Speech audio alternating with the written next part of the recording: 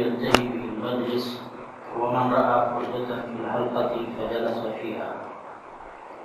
قال الإمام البخاري رحمه الله حدثنا إسماعيل قال حدثني مالك عن إسحاق بن عبد الله بن أبي طلحة أن أبا مرة مولى عقيل بن أبي طالب أخبره عن أبي واقد الليثي أن رسول الله صلى الله عليه وسلم بينما هو جالس في المسجد والناس معه إذ أقبل ثلاثة نفر فأقبل اثنان إلى رسول الله صلى الله عليه وسلم وذهب واحد. قال فوقفا على رسول الله صلى الله عليه وسلم فأما أحدهما فرأى فرجة في الحلقة فجلس فيها وأما الآخر فجلس خلفهم وأما الثالث فأدبر ذاهبا.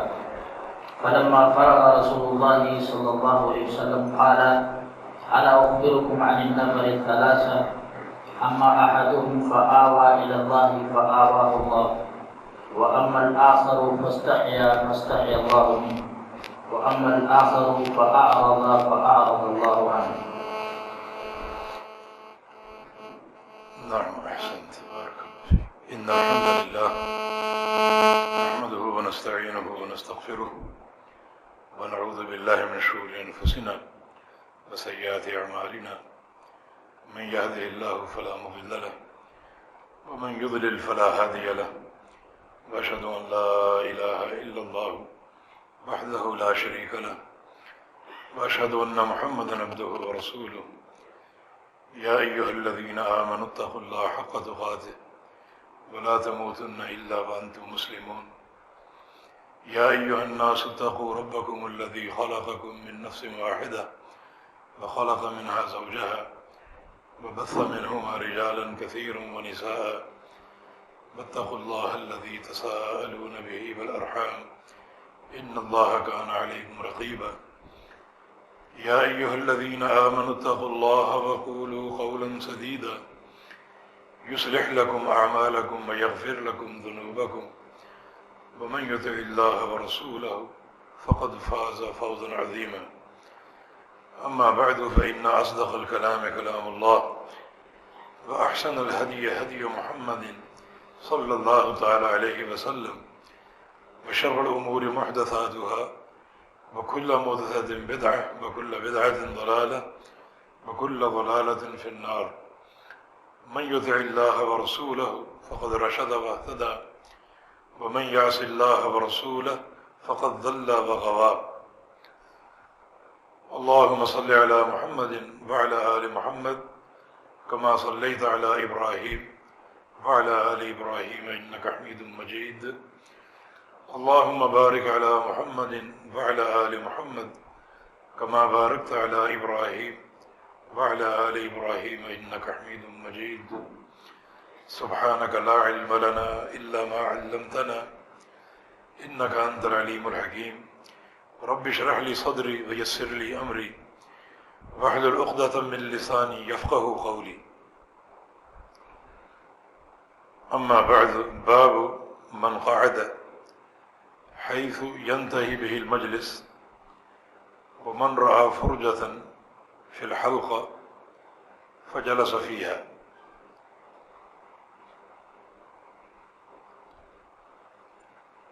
عزیز طلبۃ العلم، اللہ رب العزت آپ سب کے سینوں کو علم نافع کے لیے کھول دے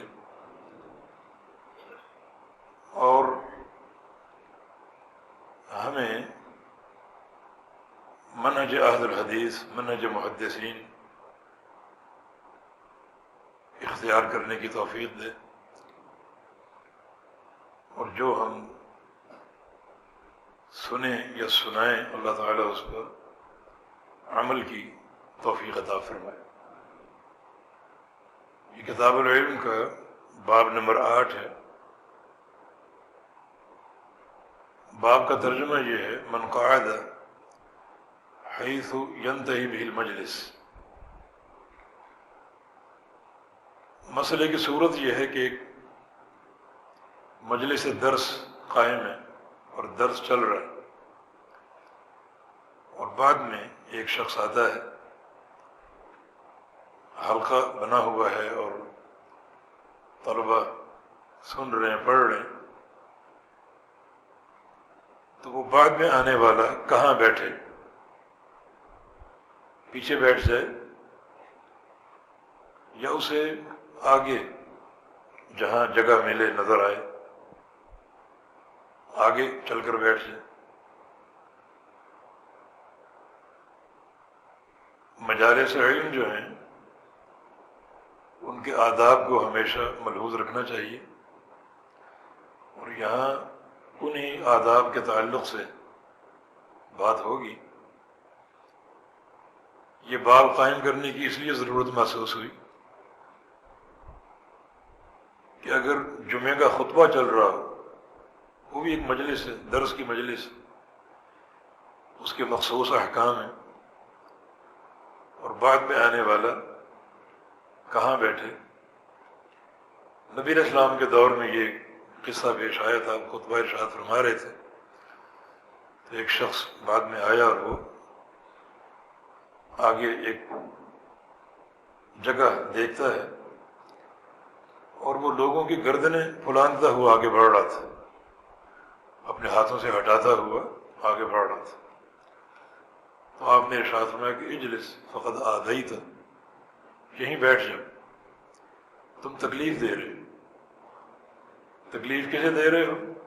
لوگوں کو جو ان کی گردنیں پھلانگ رہے، اور تکلیف کسے دے رہے ہو؟ خطیب کو جو خطبہ دے رہے، اور تمہارے اس فعل سے اس کی توجہ تقسیم ہو رہی، اسے آپ نے وہیں بٹھا دی۔ لیکن اگر عام مجلس درس ہو، جمعے کا خطبہ نہیں ہے بلکہ جیسے آج یہ مجلس بحمد اللہ قائم ہے، اس کا کیا حکم؟ کچھ علماء نے تو جمعے کے خطبے اور عام درس میں یہ فرق کیا ہے کہ جمعہ کے خطبہ کے اپنے احکام ہیں، اور عام مجلس درس میں آگے بڑھ کر بیٹھنا درست ہے۔ لیکن مسئلے میں جو اصل فرق ہے وہ اذیت ہے۔ اگر آپ آگے بڑھیں لوگوں کو اذیت دیتے ہوئے اور ان کی گردنیں پھلانتے ہوئے، پھر ناجائز ہے۔ نہ جمعے کے خطبے میں ایسا کر سکتے اور نہ عام مجلس درس میں ایسا کر سکتے۔ یہ مجلس علم کا ایک وقار ہے کہ آپ گردنیں نہ پھلانگے اور پیچھے ہی جہاں آپ کو جگہ ملتی ہے وہاں بیٹھ جائیں۔ اور اگر آپ محسوس کرتے ہیں کہ آگے جگہ موجود ہے اور کسی کو اذیت دیے بغیر آپ وہاں تک پہنچ سکتے ہیں تو پھر وہاں تک جانا چاہیے۔ اس میں قریب بیٹھنے کی ایک حرص، مدرس کے قریب بیٹھنے کی حرص اور علم کے سماع کا شوق، پھر ضرور آگے بڑھنا چاہیے کسی کو اذیت دیے بغیر، اور آگے بڑھ کر بیٹھ جانا چاہیے۔ دراصل جو واقعہ یہاں حدیث میں بیان ہے، ابو واقد اللیثی رضی اللہ عنہ کی روایت سے، وہ کچھ اس طرح ہے کہ رسول اللہ صلی اللہ علیہ وسلم تشریف فرما تھے مسجد میں اور آپ کا درس چل رہا تھا۔ اذ اقبل ثلاثۃ نفر، 3 نفر آئے، 3 نفر۔ نفر ایک جماعت کو بولتے ہیں جس کا اطلاق 3 سے 10 تک ہوتا ہے، کم از کم 3 افراد اور زیادہ سے زیادہ 10 افراد۔ اس جماعت کو یا گروہ کو نفر کہا جاتا ہے۔ یہ افراد ہی 3 تھے جن کے نام کسی کتاب حدیث میں مذکور نہیں ہے اور نہ کسی شارح کی ان ناموں تک رسائی ہوئی ہے، تو ان کے نام معلوم نہیں۔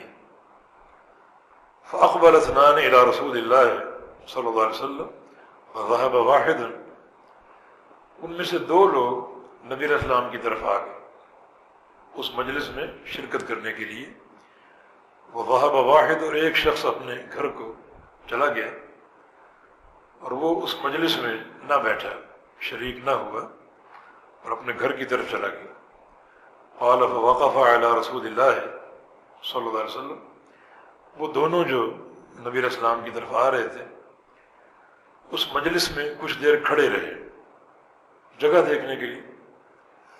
فاما احدهما فرأى فرجة في الحلقة، ان میں سے ایک شخص نے مجلس میں، حلقے میں ایک جگہ آگے دیکھ لی کہ آگے ایک جگہ خالی ہے، اس میں بیٹھنا ممکن ہے.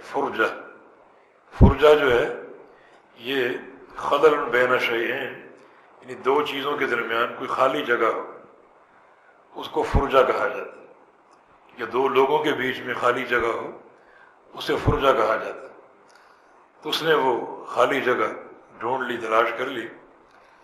فجلس فیہا، اور وہ آرام سے وقار کے ساتھ اس خالی جگہ میں جا کر بیٹھ گیا. وَأَمَّا الْآخَرُ فَجَلَسَ خَلْفَهُ، دوسرا شخص پیچھے بیٹھ گیا، جہاں وہ کھڑا تھا، جہاں مجلس جو ہے وہ ختم ہو رہی تھی وہیں وہ بیٹھ گیا. وَأَمَّا الثَّالِثُ فَأَدْبَرَ ذَاهِبًا، اور تیسرا شخص پہلے ہی پیٹھ پھیر کے اپنے گھر کو جا چکا تھا. فلما فرغ رسول اللہ صلی اللہ علیہ وسلم قال، جب رسول اللہ صلی اللہ علیہ وسلم اپنے خطبے سے فارغ ہوئے تو آپ نے فرمایا الا اخبرکم عن النفر الثلاثہ، میں تمہیں بتاؤں 3 افراد کے بارے میں، کیونکہ صحابہ تو نبی علیہ السلام کا خطبہ سن رہے تھے، آپ کا درس سن رہے تھے اور ان کی توجہ آپ کی طرف تھی، تو آپ ان 3 افراد کو دیکھ نہیں سکے. صحابہ، نبی علیہ السلام کی نظر چونکہ سامنے کی طرف تھی تو آپ نے ان تینوں کو دیکھا اور فرمایا کہ میں تمہیں 3 افراد کے بارے میں بتاؤں، خبر دوں. فرمایا کہ اما احدهم فاوى الى اللہ، ان میں سے ایک شخص اللہ تعالیٰ کی طرف آگے بڑھا. یہ اوا، اذ اول الفتیۃ الى الکهف، اوا یاوی، آنا، آگے بڑھنا. فآواہ اللہ الم یجدک یتیما فآواک، اللہ نے اسے اپنے ساتھ ملا لی، اپنے ساتھ جوڑ دی. وأما الآخر، دوسرا شخص فاستحیا، وہ شرما گیا، آگے نہیں بڑھا، پیچھے ہی بیٹھ گیا. فاستحی اللہ منہ، اللہ تعالیٰ اس سے شرما گیا. وأما الآخر، اور تیسرا شخص فأعرض، اس نے اعراض کیا، منہ پھیرا. فأعرض اللہ عنہ، اللہ تعالیٰ نے اس سے اعراض کر لیا. یہ مکمل حدیث ہے، اس میں 3 افراد کی خبر. مسئلے کی اساس یہ ہے کہ اگر آگے بڑھنے کا موقع مل جائے کسی کو اذیت دیے بغیر تو آگے بڑھ سکتے ہیں. جی ہاں، یہ آگے بڑھنا بہت زیادہ موجب اجر. 3 شگاف ایسے ہیں جن کو پر کرنا، 3 خلل جن کی شریعت میں بڑی تعریف کی گئی، بڑا ان کو مستحسن قرار دیا گیا. ایک علمی حلقہ، اگر ایک شخص کو شوق ہے ایک اپنے خطیب کے یا مدرس کے قریب بیٹھنے کا اور وہ کسی کو اذیت دیے بغیر آگے بڑھتا ہے تو اس کا ایک ایک قدم بابرکت. دوسرا، نماز کی صف کو جوڑنا. ایک شخص دیکھتا ہے کہ آگے صف میں خلا ہے، 1-2 نمازیوں کے بیچ میں جگہ خالی ہے، یا بعض اوقات کنارے میں جگہ خالی ہوتی اور لوگ پیچھے صف بنا لیتے، تو وہ صف کو پورا کرنا چاہتا ہے. اس کا یوں آگے بڑھنا، چاہے نمازیوں کو پچھلی صفوں سے وہ یعنی ہٹا کر آگے بڑھے، یہ اس کا ایک ایک قدم بڑا بابرکت ہے.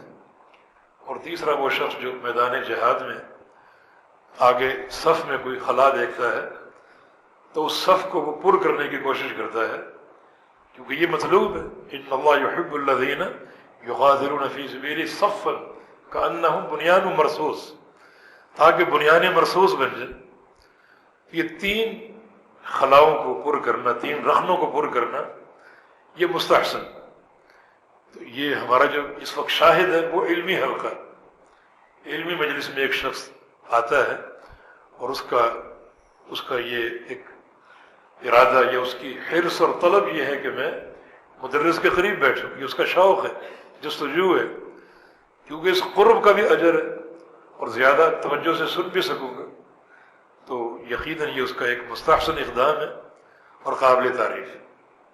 جمعے کے خطبے میں بھی یہ قرب مطلوب ہے، نبی علیہ السلام کی حدیث سے ثم دنا کے الفاظ ثابت ہے کہ ایک شخص جو ہے وہ جلدی مسجد میں آ جائے اور امام کے قریب بیٹھنے کی کوشش کرے اور سنے اور پھر نماز پڑھے، پھر خاموشی سے گھر کو لوٹ جائے، تو اللہ رب العزت اگلے جمعے تک اس کے گناہ معاف کر دے گا، اور ایک جس میں 3 ایام اور بھی 10 دن کے گناہ اس کے معاف ہو جاتے۔ تو اس میں دنو من الامام بھی، امام کے قریب ہونا۔ تو اسی طرح وہ شخص جو ایک علمی شوق رکھتا ہے، سماع کا اس کا ذوق ہے، اور وہ مدرس کے قریب بیٹھنے کی کوشش کرتا ہے، تو اس کا یہ آنا، آپ نے سنا، اللہ کی طرف آنا ہے، اس کا آگے بڑھنا، اللہ تعالیٰ کی طرف بڑھنا، اتنا یہ قابل تعریف ہے۔ اور اس کا اجر کیا ہے؟ اللہ تعالیٰ اس کو اپنے ساتھ جوڑ دے گا، ملا لے گا، اللہ تعالیٰ اس کا استقبال کرے گا، اس کا آگے بڑھنا اللہ تعالیٰ کو پسند ہے، اور اس کا یہ عمل اتنا قابل تعریف ہے کہ اللہ تعالیٰ اسے اپنے ساتھ جوڑ دے گا اور ملا لے گا۔ اور دوسرا شخص پیچھے بیٹھ گیا، شرما گیا کہ آگے بڑھوں گا، لوگ دیکھیں گے۔ کچھ لوگوں میں ایک فطری حیا ہوتی، ایک طبعی حیا، وہ زیادہ لوگوں کا سامنا نہیں کر پاتے، اسی لیے وہ پیچھے ہی بیٹھ گیا کہ میں آگے بڑھوں گا، دنیا دیکھے گی تو پیچھے ہی بیٹھ جاؤں، یہ اس کی حیا۔ فرمایا کہ اللہ تعالیٰ اس سے شرما گیا، وہ شرمایا، اللہ تعالیٰ اس سے شرما گیا۔ تیسرے نے اعراض کیا، اللہ نے اس سے اعراض کر لیا۔ اس حدیث میں اللہ تعالیٰ کی 3 صفات مذکور ہیں۔ ایک آوا، اس کو جگہ دینا اور ساتھ ملانا۔ دوسرا استحیا، اللہ تعالیٰ کا شرمانا، اور تیسرا اعرض، اللہ تعالیٰ کا اعراض کرنا۔ اور یہ تینوں صفات مقابلے کی صفات ہیں۔ جو آگے بڑھا اللہ نے اس کو ساتھ ملا لیا، اللہ تعالیٰ اس کی طرف بڑھا، اس کا استقبال کیا۔ جو شرما گیا اللہ اس سے شرما گیا، جس نے اعراض کیا اللہ تعالیٰ نے اس سے اعراض کیا۔ ان کو صفات مقابلہ کہا جاتا ہے۔ یہ الفاظ مماثلہ، ایسے الفاظ جو مماثل ہیں اللہ تعالیٰ اور بندے دونوں کے حق میں، وہی لفظ اللہ تعالیٰ کے لیے، وہی لفظ بندے کے لیے۔ صفات مماثلہ کہہ لو، صفات مقابلہ کہہ لو، کہ بندہ جس طرح کا عمل کرتا ہے اللہ تعالیٰ اسی طرح کی جزا یا سزا دینے پر قادر۔ مکروا فمکر اللہ، یکیدون کیدا واکید کیدا، یہ صفات مقابلہ۔ کما تدین تدان، ان خیر فخیر وان شر فشر، جو تمہارے فعل کی جنس ہے اللہ تعالیٰ اسی کے مطابق تمہیں جزا یا سزا دینے پر قادر۔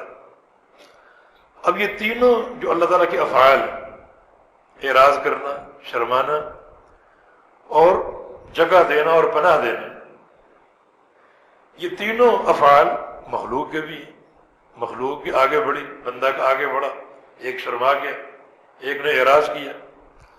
تو ان صفات مقابلہ میں فرق یوں کریں گے، یہ صرف لفظی اشتراک ہے، یہ صرف لفظی اشتراک ہے۔ باقی جو حقیقت ہے صفت کی، وہ مخلوق کے لیے ویسی ہے جیسی مخلوق کے لائق ہے، اور خالق کے لیے ویسی جیسی خالق کے لائق ہے۔ یعنی بعض صفات میں لفظی اشتراک ہے، اور قاعدہ یہ ہے کہ لیس کمثلہ شیء، اس جیسی کوئی چیز نہیں، نہ وہ کسی صفت میں مخلوق کے مشابہ، نہ مخلوق کسی صفت میں خالق کے مشابہ۔ اللہ تعالیٰ کی صفات پر ایمان لانا اس طرح کہ وہ تشبیہ سے پاک اور صاف ہے، یہ فرض ہے۔ اس اساس پر ایمان لانا فرض ہے، اس میں کوئی تشبیہ نہ ہو۔ لہذا یہ صفات مقابلہ اللہ تعالیٰ کی قدرت کاملہ کا مظہر ہے کہ بندہ جس طرح کا رویہ رکھے اللہ تعالیٰ اسی رویے کے مطابق اس کو جزا یا سزا دینے پر قادر۔ جس نے اعراض کیا اللہ اسے اعراض کرنے پر قادر، جو شرما گیا اللہ اس کے حق میں شرمانے پر قادر۔ اب یہ حیا کیا ہے؟ حیا کی دو قسمیں، ایک طبعی حیا اور ایک دینی حیا، شرعی حیا۔ طبعی حیا کیا ہے؟ بعض بندوں کی طبیعت میں شرمانا ہوتا ہے کہ یہ بندہ اس کی طبیعت میں حیا تھی، آگے نہیں بڑھا کہ لوگ مجھے دیکھیں گے، پیچھے بیٹھ گئے شرما کر، یہ طبعی حیا ہے۔ اور ایک شرعی حیا، دینی حیا۔ شرعی حیا یہ ہے کہ ایک بندہ اللہ تعالیٰ کی شرم اپنے دل میں قائم کرے کہ اللہ مجھے دیکھ رہا ہے، میں ایسا کام نہ کروں جو اس کی ناراضگی کا باعث بنے، یہ شرعی حیا ہے، یہ قابل تعریف۔ نبی علیہ السلام کی حدیث ہے وَأَصْدَقُهُمْ حَيَاءً عثمان، میری امت میں سب سے سچی حیا عثمان میں ہے، سب سے سچا حیادار عثمان۔ اور من استحیا من اللہ حق الحیا، جو اللہ سے حیا کر گیا جیسا حیا کا حق ہے، یہی معنی ہے کہ اللہ تعالیٰ کے سمع اور اس کے باخبر ہونے اور اس کے علم کا تصور ہمیشہ رکھے۔ جو بات میں کروں گا اللہ سن لے گا، جو کام کروں گا اللہ دیکھے گا، اللہ تعالیٰ باخبر۔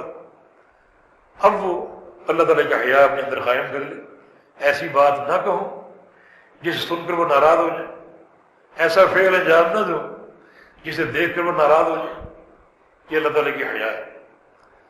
اللہ تعالیٰ بھی ایسے بندے سے شرماتا ہے۔ شرمانے کا معنی یہ ہے کہ اس کو عذاب دینے سے، اسے کسی اذیت میں مبتلا کرنے سے، کہ میرا بندہ ایسا میرا خوف طاری کر کے بیٹھا ہوا ہے کہ یہ شرعی حیا میری نافرمانی میں رکاوٹ بنی ہے، تو اللہ تعالیٰ اس سے شرماتا ہے۔ معنی یہ کہ اللہ تعالیٰ اپنے کرم کی، اپنے جود اور سخاوت کی، رحمت کی اور برکتوں کی اللہ تعالیٰ اس پہ بارش برسا دیتا ہے، اور اس کی حیا کا اجر اس طرح دیتا ہے کہ اللہ تعالیٰ بھی اسے عذاب دینے سے شرما جاتا ہے اور اس کو جنت کا داخلہ اور اپنی رحمت اور اپنا فضل اس کو عطا فرما دیتا ہے۔ یہ صفات مقابلہ کہلاتی ہے۔ خلاصہ اس باب کا یہ ہے کہ مجلس درس کی قائم ہو اور بعد میں آنے والا اسے اختیار ہے کہ وہ اگر آگے جگہ دیکھتا ہے تو بڑے وقار کے ساتھ کسی کو اذیت دیے بغیر آگے بڑھ جائے، تاکہ لوگوں کی توجہ تقسیم نہ ہو اور مدرس کی توجہ میں خلل نہ پڑے، اور یہ اس کا آگے بڑھنا اللہ تعالیٰ کی طرف بڑھنا ہے۔ اللہ اس کو لے لے گا، اپنے ساتھ ملا لے گا اور جوڑ دے گا۔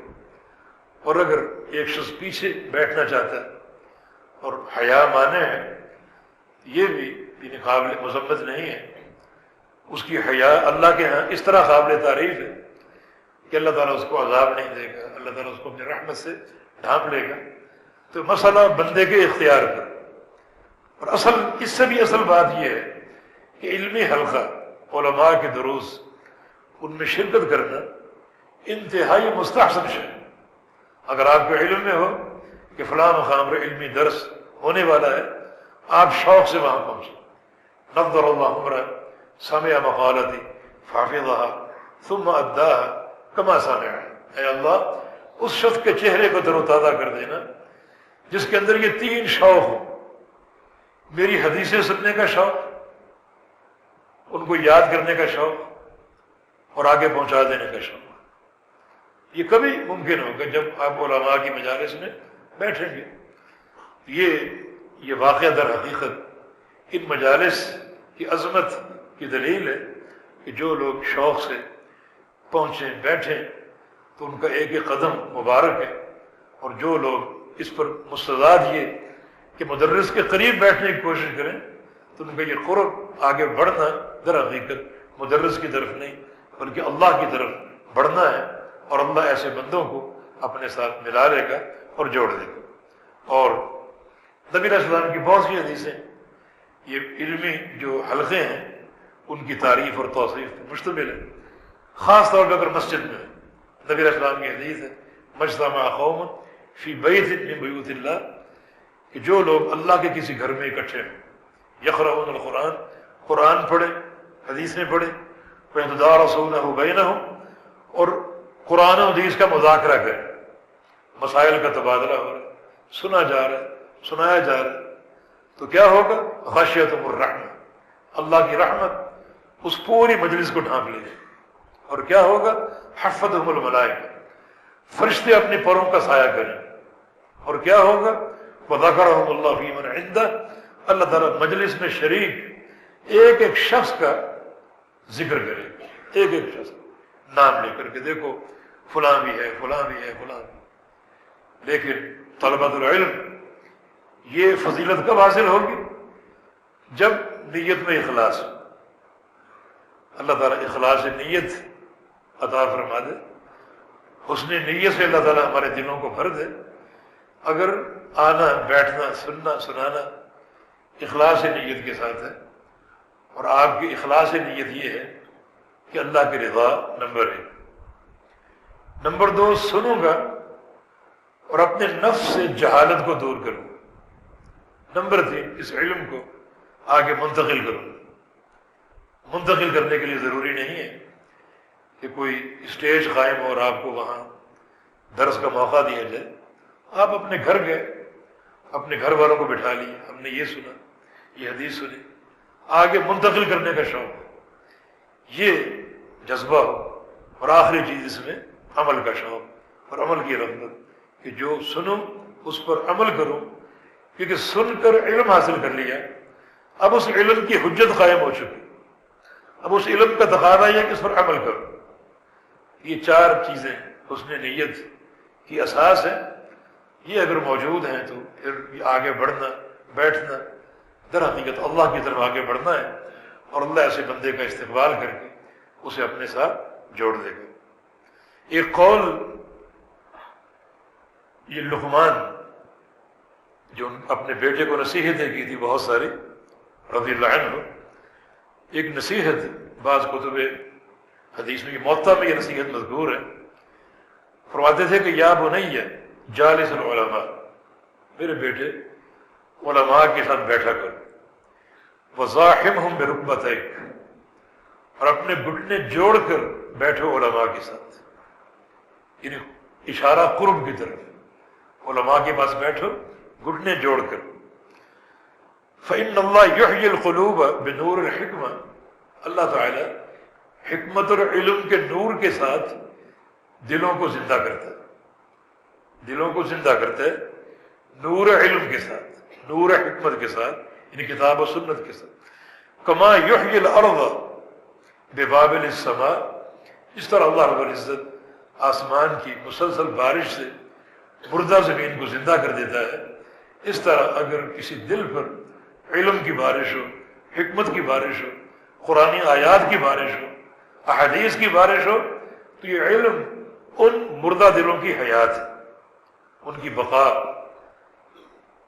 کی ضمانت ہے۔ معاذ بن جبل رضی اللہ عنہ، نبی علیہ السلام کے صحابی، آخری وقت میں وہ رو رہے تھے جب ان کی موت قریب تھی، اور ان کی موت بھی 34 سال کی عمر میں ہوئی تھی، طاعون کے مرض کی بنا پر رو رہے تھے۔ کسی نے پوچھا کیوں رو رہے ہو؟ کہا کہ موت قریب ہے، بہرحال آنی ہے، لیکن موت سے 3 چیزیں میری ختم ہو جائیں گی، 3 چیزوں سے معلوم ہو جائیں۔ نمبر 1 ظمأ الحواجر، شدید گرمی کی پیاس، روزہ نہیں کھا کہ ریاکاری نہ ہو جائے، شدید گرمی کی پیاس، اشارہ روزے کی طرف۔ وہ پیاس بڑی پسند ہے، تکلیف دہ ہے، لیکن یہ سوچ کر مزہ آتا ہے کہ اللہ کی رضا کی، میری موت مجھ سے یہ چھین لے۔ اور نمبر 2 والقیام فی لیال الشتاء، سردی کی راتوں کا قیام، نرم اور گرم بستر کو چھوڑنا اور ٹھنڈے پانی سے وضو کرنا اور مصلی پر کھڑا ہو جانا، یہ قیام اس موت سے چھوٹ جائے گا۔ اور نمبر 3 علماء کی مجالس، حالانکہ بہت بڑے عالم تھے. نبی علیہ السلام کی حدیث ہے کہ عالم بالحلال والحرام، میری امت میں سب سے بڑا حلال و حرام کا عالم معاذ بن جبل. اور نبی علیہ السلام کی حدیث ہے کہ ان معاذ یأتی یوم القیامہ امام العلماء، کہ معاذ بن جبل قیامت کے دن میری امت کے سارے علماء کی قیادت کرے گا، علماء پیچھے پیچھے اور معاذ آگے آگے. اتنا بڑا صاحب علم ہونے کے باوجود افسوس کیا ہے کہ علماء کی مجالس چھوٹ جائیں. یہ مجالس بڑی قابل قدر ہیں. اللہ پاک ہم سب کو توفیق عطا فرمائے.